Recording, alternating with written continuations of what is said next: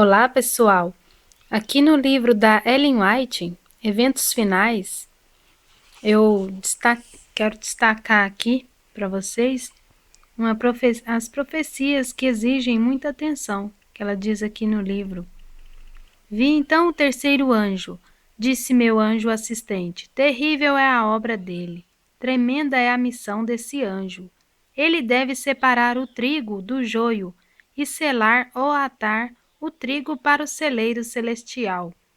Essas coisas devem ocupar a mente e a atenção por completo. Então, pessoal, vejo aí muitas pessoas falando que saíram da igreja por causa de pessoas, né, que tem lá. Então, a senhora White aqui, né, diz que nos final dos tempos, né, vão se separar o trigo do joio. Então, o joio, não se esqueçam que ele cresce junto com o trigo. Então, a gente jamais deve largar de frequentar a igreja por causa de pessoas, porque pessoas erram, né? Você deve largar uma igreja se eles não estiverem lá ensinando a doutrina de Deus, né? Só por isso. Mas por causa de pessoas, não. Temos que comparecer diante de juízes para responder por nossa lealdade para com a lei de Deus. Viu?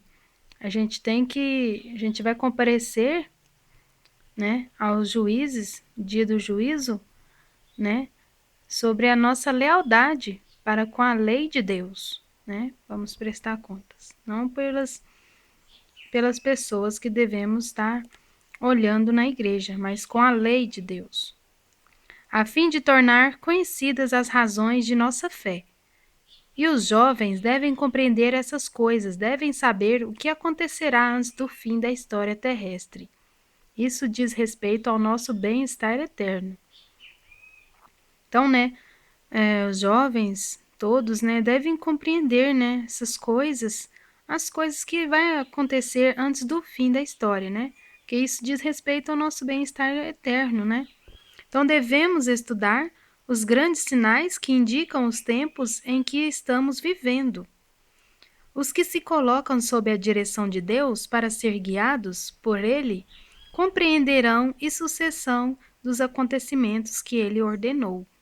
Devemos ver na história o cumprimento da profecia, estudar as atuações da providência nos grandes reavivamentos e compreender o avanço dos acontecimentos ao ver as nações se mobilizando para o combate final do grande conflito.